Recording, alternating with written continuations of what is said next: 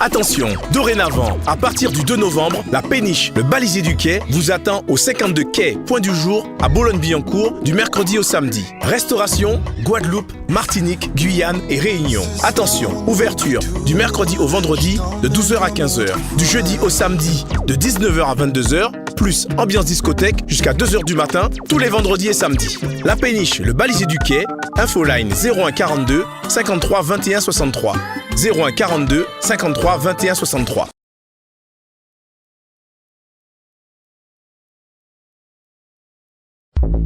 Martinique Actualité. Oui, alors moi je viens de Métropole, je suis secrétaire général adjoint de la fédération CFDT de la Défense nationale, qui couvre tous les établissements militaires de France, d'outre-mer, y compris la gendarmerie. Et nous sommes représentants des personnels civils qui travaillent au sein des forces de la Défense nationale et de la gendarmerie. Et ma visite ici, c'est une visite qu'on fait régulièrement. Moi, je suis déjà venu il y a 3 ans. J'ai d'autres collègues qui peuvent venir aussi. Et le but, c'est d'échanger avec non seulement les équipes CFDT locales, le syndicat des personnels civils en Martinique, le CFDT, et d'aller voir les personnels, de voir les autorités aussi, avoir des rendez-vous pour exposer la situation et accompagner du mieux possible les militants locaux dans ces réunions avec un soutien fédéral. Je suis là pour une dizaine de jours, donc toute la semaine sera consacrée bien entendu au travail et aux visites, même si ça peut être très difficile de travailler dans une région comme la Martinique, aussi agréable. Je vous remercie de me permettre de pouvoir en parler, puisque Christophe Henry, c'est quand même quelqu'un que je connais depuis un moment, qui est tout jeune d'ailleurs, qui était très remuant, très difficile à tenir, et puis qui en fait a gravi les échelons. Donc en tant que secrétaire fédéral, il vient à la Martinique pour nous soutenir dans le cadre naturellement de la défense et des armées, puisqu'il s'agit de la FEAE, Fédération des établissements et arsenaux de l'État. Donc ce n'est plus le ministère de la Défense, mais depuis un petit peu plus d'1 an, c'est le ministère des Armées. Et donc vous comprenez bien que c'est excessivement important. D'ailleurs, nous avons aussi des élections, comme cela va se passer dans la fonction publique, que ce soit d'État, hospitalière ou territoriale. Et donc, nous sommes heureux de pouvoir travailler avec lui. D'ailleurs, juste quelques personnes l'ont accueilli là, mais d'ici ce midi, le bureau dans son intégralité le recevra pour que nous puissions échanger et puis qu'il puisse mieux comprendre aussi les difficultés que nous rencontrons sur le terrain. Parce que nous expliquons tous les jours, mais il est beaucoup mieux que l'on puisse venir et s'imprégner de cette affaire-là. Comme l'a bien dit mon cher et mon cher camarade Christophe Henry, je remplace au pied levé les potomitans qui ont été nos amis respectifs Éric Picot et Yves-Marie Rivalier. Donc l'équipe du SDPCM-CBDT est composée de 11 personnes, avec autant de femmes que d'hommes, donc la mixité a été respectée. Et nous essayons de travailler au mieux dans l'intérêt des personnels civils de la défense d'outre-mer, et particulièrement celle de la Martinique. Quels sont les dossiers en priorité? Alors, nos dossiers en priorité, bien entendu, c'est déjà servir nos adhérents au plus proche de leur interrogation. Ensuite, accompagner aussi sur différents dossiers, ne serait-ce que tout ce qui est au niveau du CHSCT, ne serait-ce que tout ce qui est au niveau de leur avancement particulier, ne serait-ce qu'aussi les difficultés qu'ils peuvent rencontrer dans le quotidien de leur travail respectif. Une réaction sur le fonctionnement de la CFDT en Martinique?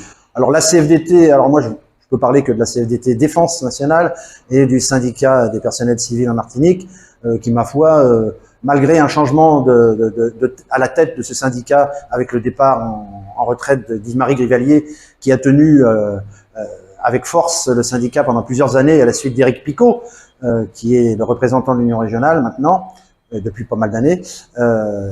Malgré ce changement, le nouveau secrétaire général, l'équipe en place fait le travail, continue à faire le travail et à porter haut les couleurs de la CFDT au sein des établissements du ministère des Armées et de la Gendarmerie nationale en Martinique. Quel est votre point de vue sur la vaccination? Alors, la vaccination, je suis convaincu que la CFDT s'est positionnée sur cette démarche de vaccination en laissant le libre choix à chacun de se positionner. Mais comprenez bien que lorsque nous sommes amenés à travailler dans un secteur de la santé où nous avons à faire face à des personnes malades immunodéprimées, il est tout à fait évident que l'on se fasse vacciner. Donc après, le libre choix appartient bien entendu à chacun, mais les garanties doivent être gardées dans l'intérêt général de nos personnels soignants et bien évidemment des malades qui sont amenés à accompagner. La CFDT a beaucoup de dossiers. Est-ce que vous avez des dossiers en priorité? Eh ben, nous avons, alors pour la défense, alors bon, alors naturellement, je le dis clairement, le secrétaire général, le nouveau secrétaire général de la défense, qui est Michel Lieu et qui a remplacé Yves-Marie Grivalier, pourrait mieux vous dire cela que moi, puisque je suis maintenant au niveau de l'Union. Mais je dois dire que tous les jours, nous avons des dossiers, que ce soit dans le cadre notamment des mutations, que ce soit dans le cadre des échanges avec les chefs de service. Alors, je dois dire que ce sont des échanges qui se passent assez courtoisement, mais la courtoisie ne suffit pas pour nous parce que nous sommes là surtout pour défendre les intérêts des personnels civils de l'armée. 2 mots sur l'Ukraine. La CFDT combat l'injustice. Et ce qui est en train de se passer très clairement dans notre état d'esprit, et aussi pour les Antillais qui travaillent là-bas, qui sont au niveau de la CFDT, nous considérons que ce qui se passe est catastrophique. Ça n'aurait pas dû arriver à une période charnière comme 2002. Maintenant, vous savez, on ne sait jamais ce qui se passe dans la tête des gens. Je dois vous dire que la CFDT soutient sans partage et sans faiblesse l'Ukraine. Alors, je dois dire également que, d'ailleurs, nous sommes en relation directe avec le plus grand syndicat ukrainien qui nous porte un certain nombre d'informations et à qui nous, nous faisons savoir qu'auprès du gouvernement et ailleurs, nous le soutenons sans relâche. Il y a un combat bien spécifique à mener en Martinique. Alors, le combat, bien évidemment, le combat que la CFDT doit mener, c'est déjà nous implanter du mieux possible au niveau de l'ensemble des services et entreprises de la Martinique, puisque nous le sommes déjà au ministère de la Défense.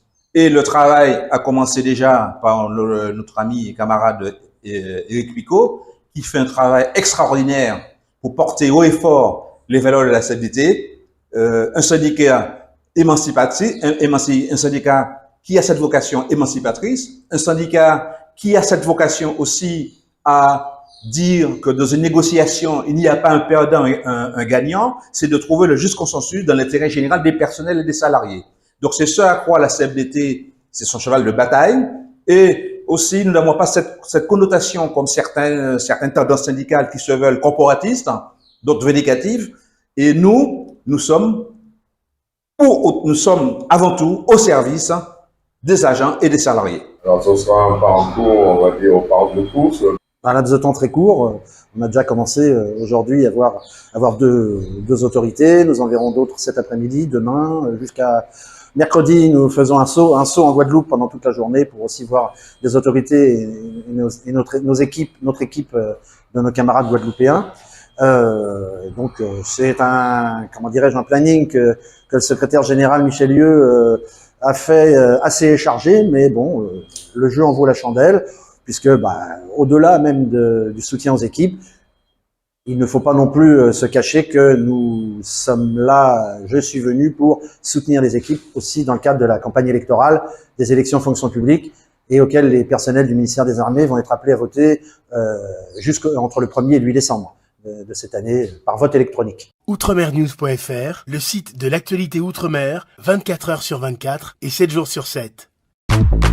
Retrouvez la chaîne Outremer News